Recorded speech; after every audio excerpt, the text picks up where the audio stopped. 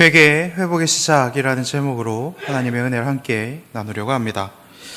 스가랴서는 다리오 왕 제2년 8째 달 주전 520년 11월에서 12월부터 518년 9째 달 4일까지 약 2년간의 사역을 우리들에게 알려주는 그런 말씀입니다. 스가랴 선지자는 앞선 학계 선지자와 동시대에 활동했던 선지자이고 대략 한두 달 정도는 활동 기간이 이렇게 중복됨을 우리는 확인할 수 있습니다. 스가랴는 1절에서 이또의 손자 베레기야의 아들 선지자 스가랴라고 자신을 소개하고 있습니다. 많은 학자들이 스가랴의 할아버지인 이 이또를 느헤미야 12장 4절에 등장하는 이또와 동일 인물로 봅니다. 그래서 느헤미야에 등장하는 이또는 주전 538년 1차 귀환 때 스룹바벨과 함께 돌아온 제사장입니다. 그래서 스가랴는 중요한 제사장 가문 출신의 제사장이고 또한 선지자라고 우리는 확인할 수가 있는 것이죠. 스가랴는 아마도 538년에 할아버지 이또와 함께 바벨론을 떠나서 예루살렘으로 돌아왔을 것입니다.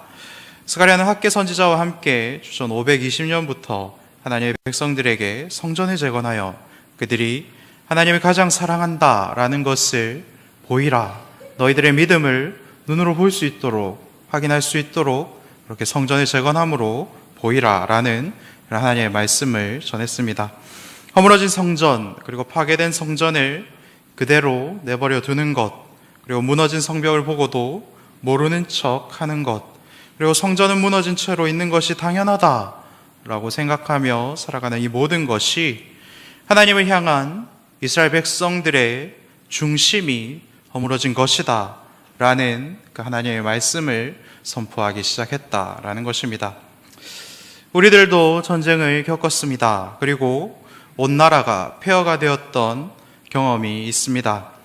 6.25 이후에 이렇게 쓰러진 나라, 그리고 폐허가 된 나라를 다시 재건하기 시작했을 때에 가장 먼저 손댄 것, 그리고 가장 중점적으로 복구한 것은 무엇이었습니까? 한국전쟁 이후에 유엔은 유엔 한국통일부흥위원단과 유엔 한국재건단을 설치해서 1950년대 말까지 다양한 재건 활동을 시작했습니다. 유엔 한국통일부흥위원단은 가장 먼저 긴급구호를 위해 식량, 의류, 의약품 등 다양한 구호 물자를 전달하기 시작했습니다. 그리고 유엔 한국재건단은 산업, 교통, 통신시설, 주택, 의료, 교육시설의 재건을 위해 노력했고, 특히 전쟁으로 인해서 부상당한 그 부상자들을 치료하기 위한 병원을 설립하고, 그리고 의사와 의료 요원의 훈련과 양성을 위해 국립의료원 건립에 굉장히 많은 노력을 쏟아부었습니다. 전쟁 이후에 국가의 가장 기본적인 것부터, 그리고 가장 필요한 것부터 이렇게 복구를 하는 것은 아주 타당하고 일반적인 행동이다라는 것입니다. 1차 포로 귀환 때 고레스왕은 칙령을 발표해서 포로들의 귀환과 성전의 건축을 허락했습니다. 스룹바벨의 지도로 536년까지 성전의 기초는 놓았지만 고레스왕의 통치 기간 내내 이웃 민족들의 방해로 인하여서 그 성전을 완공하지는 못한 채로 있었다라는 것입니다. 기초 공사만 하고 성전터는 텅 비어 있는 채로, 그리고 그러한 성전의 잔해물들이 남아있는 채로 그렇게 방치되고 있었다라는 것입니다. 성전을 완성하지 못하고 아직 공사가 완성되지 못한 그러한 상황에서 16년이라는 그 시간 동안 스가랴 시대의 사람들은 폐허가 된 나라에 가장 필요한 것들, 산업과 교통과 통신과 의료와 그리고 교육, 이러한 것들을 복구하는 데에 힘을 썼을 것입니다.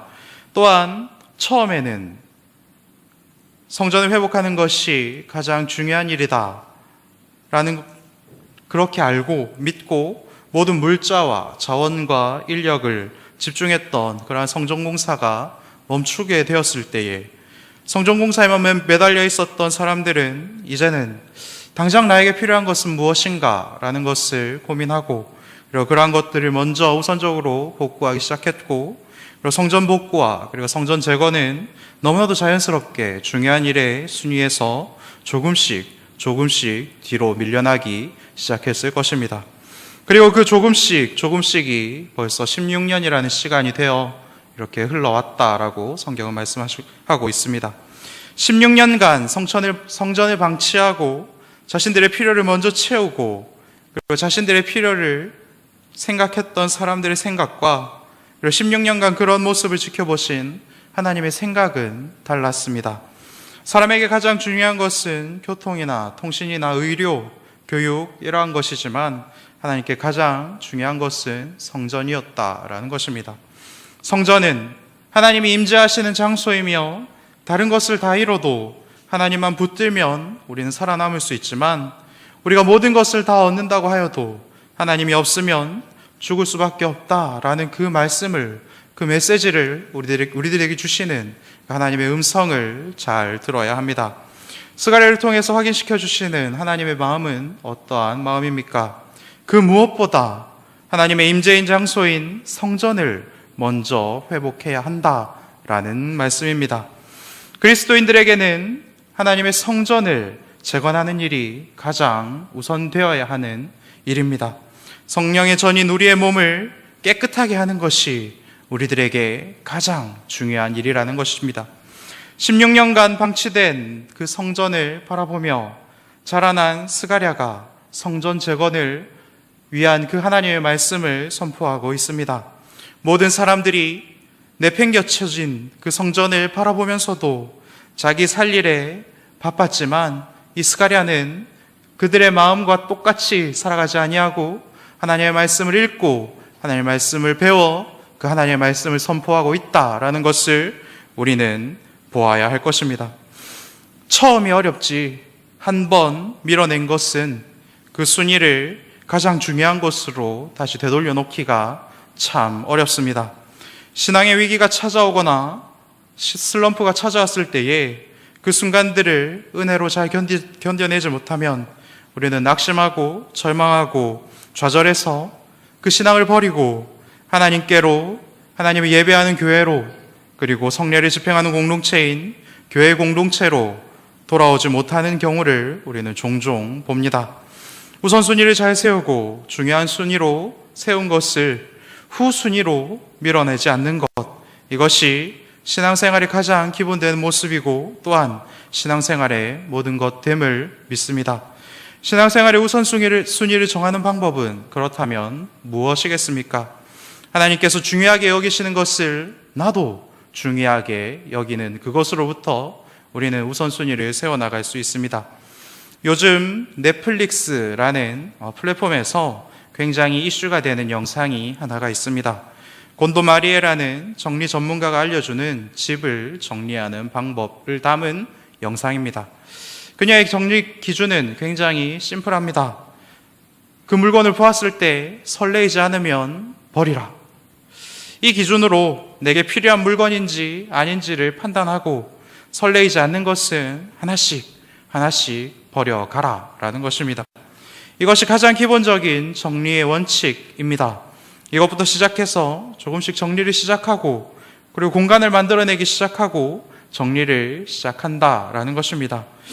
우리는 우리의 인생이라는 아주 한정적인 공간에 내가 원하고 내가 바라고 내가 원하는 것들을 쌓아 놓습니다. 그러다 보면 너무나도 쉽게 하나님을 믿는 믿음과 그 믿음을 위한 수고와 믿음 때문에 당하는 모든 고난을 밀어내기 시작합니다. 신앙생활을 처음 할 때에는 하나님께서 주신 그 구원의 은혜와 그 감격 때문에 열정이 있고 참 많은 것들을 하나님께 드리지 않았습니까? 그런데 시간이 갈수록 무뎌지고 하나님보다는 다른 것들을 조금 더 중요하게 여기며 살아가는 것이 우리 모두의 공통된 삶의 모습이라는 것입니다. 하나님 말고 다른 것들에 설레이고 그렇게 살아가고 있으신 분이 있으십니까? 하나님께만 소망을 두고 하나님 위의 것들을 모두 버릴 수 있는 그런 믿음을 가지시기를 바랍니다. 어지럽고 정돈이 안 되는 마음과 그런 인생을 살고 있으시다면 내 삶의 가장 중요한 우선순위가 무엇인지 확인해 보시고 만일 하나님이 아니라면 하나님을 향한 그 믿음이 내 삶의 우선순위에서 가장 높은 곳에 있지 않다면 그것을 아낌없이 버릴 수 있는 마음을, 그런 믿음을 품으시기를 바랍니다. 본문의 시대의 사람들에게는 하나님의 성전이 무너진 것을 보고 외면하지 않는 것, 그리고 그 성전을 회복하는 일에 적극적으로 달려드는 그 모습이 가장 중요한 일이었습니다. 스가랴 시대에는 눈에 보이는 하나님의 성전을 재건하는 일이 가장 중요한 일이었다면, 성령의 시대, 우리가 살아가고 있는 이 시대에는 눈에 보이지만 우리들의 눈으로는 확인할 수 없고 오직 그리스도를 믿는 믿음의 눈으로만 볼 수 있는 성령의 전이신 우리의 몸을 거룩하게 만드는 일이 가장 중요한 일입니다.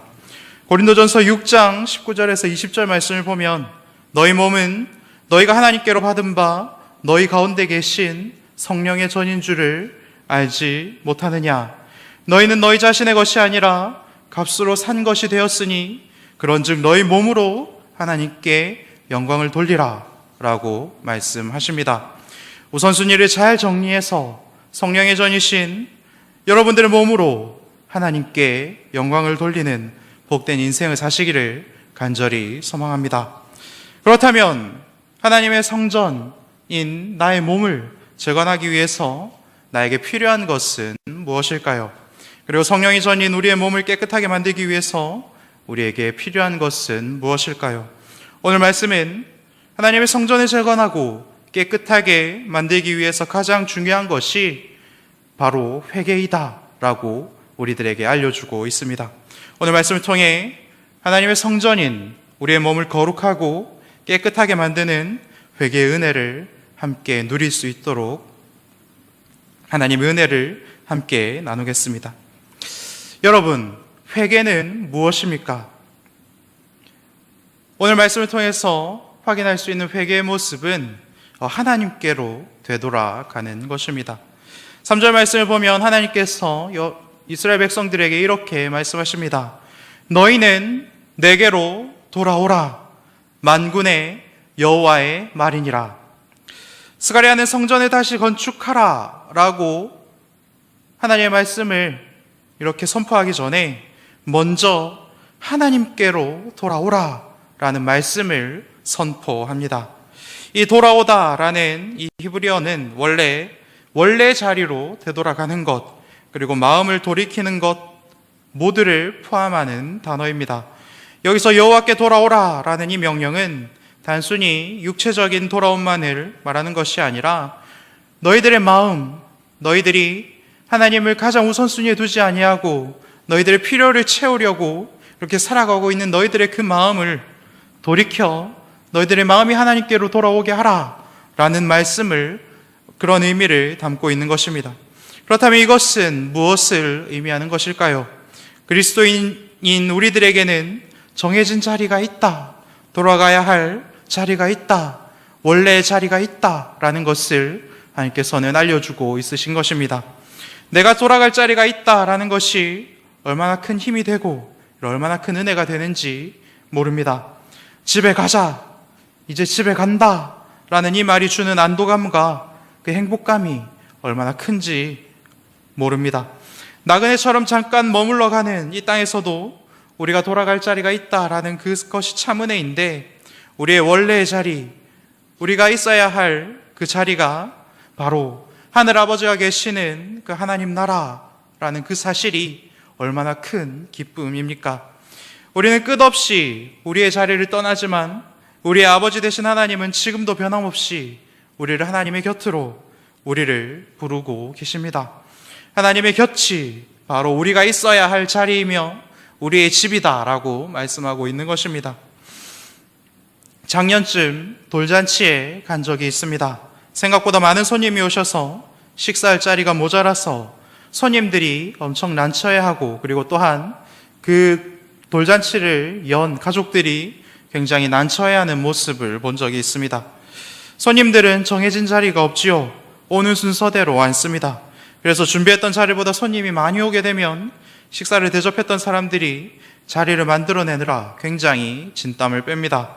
그리고 초대받아서 왔던 손님들도 자리가 없으면 굉장히 머쓱합니다. 그런데 가족은 그렇지 않지요.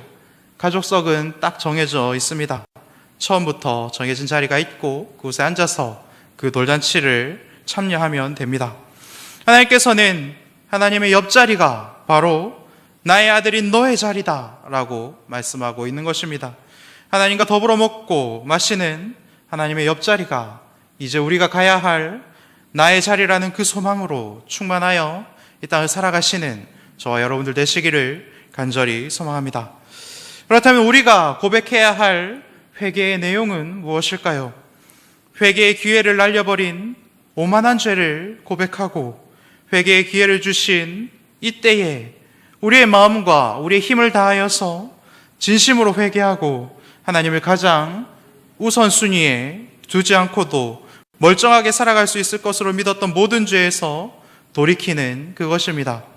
완성되지 못한 성전을 방치해 놓은 스가랴 시대의 이스라엘 백성들이 과거 조상으로부터 본받지 말아야 할 것은 선지자의 회개의 메시지를 가볍게 여기는 그러한 태도였습니다. 1장 4절에서 스가랴는 이스라엘 백성들에게 너희 조상들을 본받지 말라라고 강력하게 선포합니다.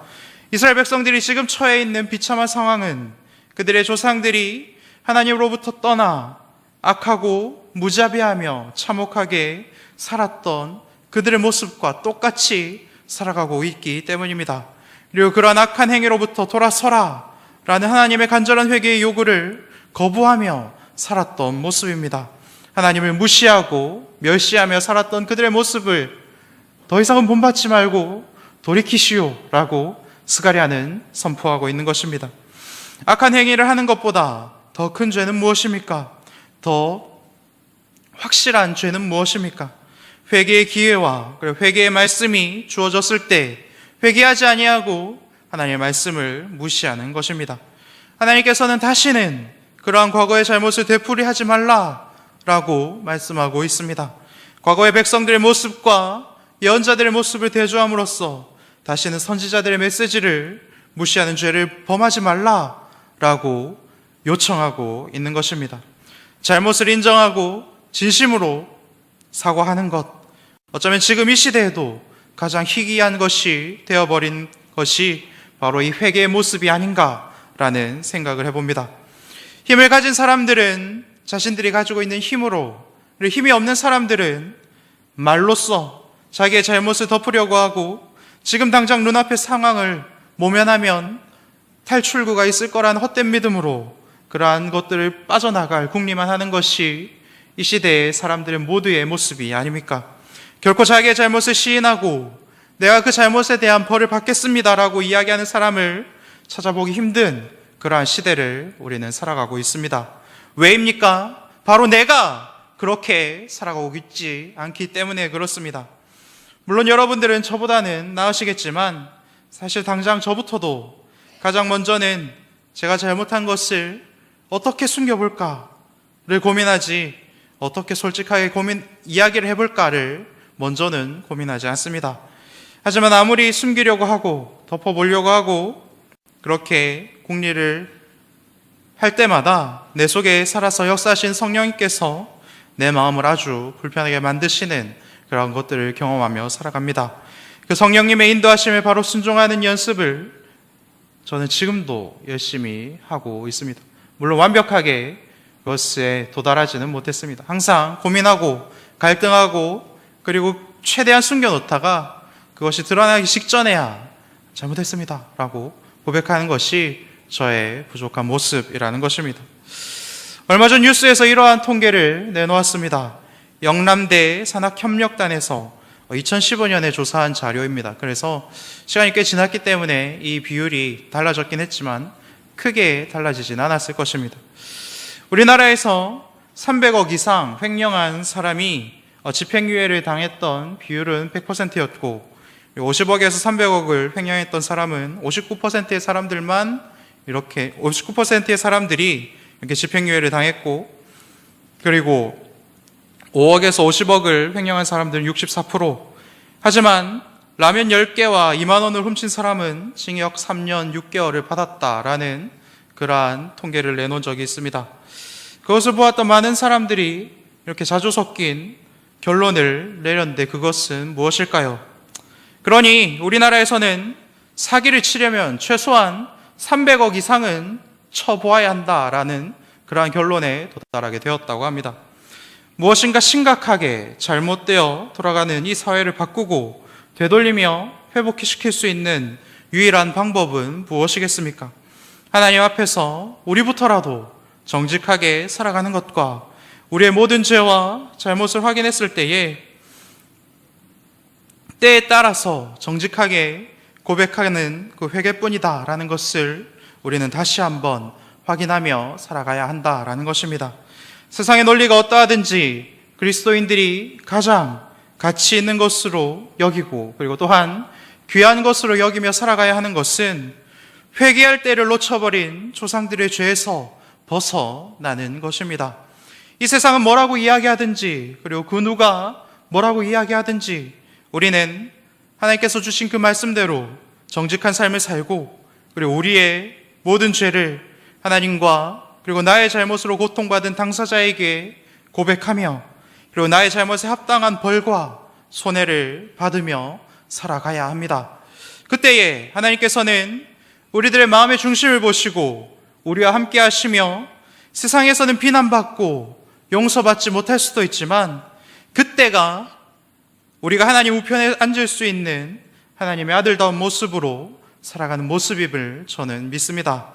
당장 눈앞의 어려움을 외면하기 위해서 우리가 회개의 때를 놓쳐버리면 그 후에 감당해야 할 하나님의 벌은 우리가 상상할 수 없는 진노라는 것을 여러분들 반드시 기억하시길 바랍니다. 그래서 매일 회개의 기회를 주시는 하나님의 은혜를 충만히 누리며 살아가는 저와 여러분들 되시기를 간절히 소망합니다. 마지막으로 하나님께서 회개하는 자들에게 주시는 은혜는 무엇입니까? 3절 하반절입니다. 그리하면 내가 너희에게로 돌아가리라 만군의 여호와의 말이니라. 아멘. 그래서 3절은 내게로 돌아오라 라는 권면과 그러면 나도 너희에게로 돌아가리라 라는 약속으로 이루어진 것을 확인할 수 있습니다. 그런데 더 놀라운 사실은 무엇입니까? 백성들이 회개하고 하나님께 돌아오면 하나님도 백성들에게 돌아갈 것, 돌아가신다라는 것을 약속해 주셨다라는 것입니다. 하나님께 돌아가는 자들만이 하나님을 경험하고 누릴 수 있다라고 말씀하고 있는 것입니다. 이스라엘 백성들은 죄를 범함으로 성전도 잃었고 하나님께서 주신 땅도 잃었고 노예였던 그들에게 주셨던 자유도 빼앗겼습니다. 그들은 죄 때문에 다시 포로 생활을 시작할 수밖에 없었다라는 것입니다. 성전이 없다, 성전이 파괴되었다라는 것은 하나님의 영광이 그 공동체를 떠났다라는 것을 의미하는 것이지요. 그런 의미에서 성전을 재건하는 일은 하나님의 영광이 다시 그들에게로 돌아온다라는 것을 의미합니다. 그런데 하나님께서 돌아오는 데 있어서 가장 중요한 것은 백성들이 회개할 때 하나님이 그들에게로 돌아오시겠다라고 말씀하고 있는 것을 우리가 확인하는 것이지요. 죄인들, 인간들의 어리석음은 깊고도 넓어서 끝을 보기 전에는 잘 깨닫지 못합니다. 술과 담배, 그리고 향락과 음란함에 중독된 사람들이 그것이 좋지 못하다는 것을 중독되지 않은 사람들보다 훨씬 더 잘 알고 있습니다. 하지만 그들은 그 끝을 보고서도 결코 그 중독에서 헤어나오지 못합니다. 이스라엘 백성들은 끝을 보았습니다. 끝까지 회개하지 않는 조상들의 죄를 벌하시고 성전마저도 무너뜨리신 그 하나님을 경험하였습니다.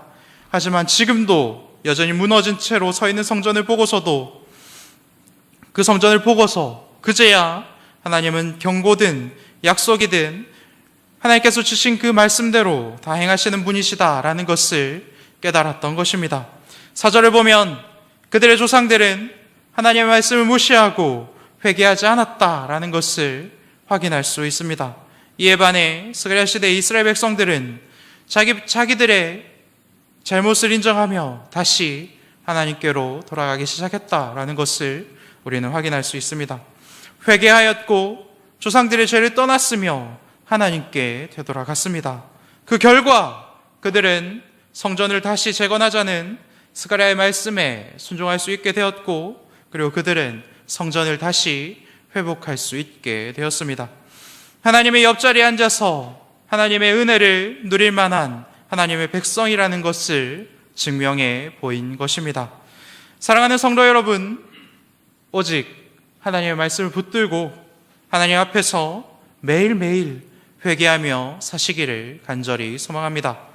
하나님은 회개하는 자들에게는 너무나도 은혜로운 하나님이십니다. 너희는 옷을 찢지 말고 마음을 찢고 너희 하나님 여호와에게로 돌아올지어다. 그는 은혜로우시며 자비로우시며 노하기를 더디하시며 인애가 크시사 뜻을 돌이켜 재앙을 내리지 아니하시나니 라고 요엘 1장 13절에서 우리들에게 말씀하고 있습니다. 오직 복음의 빛 아래에서만 우리는 나의 죄를 확인할 수가 있습니다. 그리고 복음의 빛 아래에서만 깨닫게 된 죄를 고백하고 우리는 용서를 받을 수 있습니다. 그래서 한 번만 회개하면 된다라고 주장하는 구원파나 혹은 다른 이단들의 주장을 우리들은 거부할 수 있는 것이지요.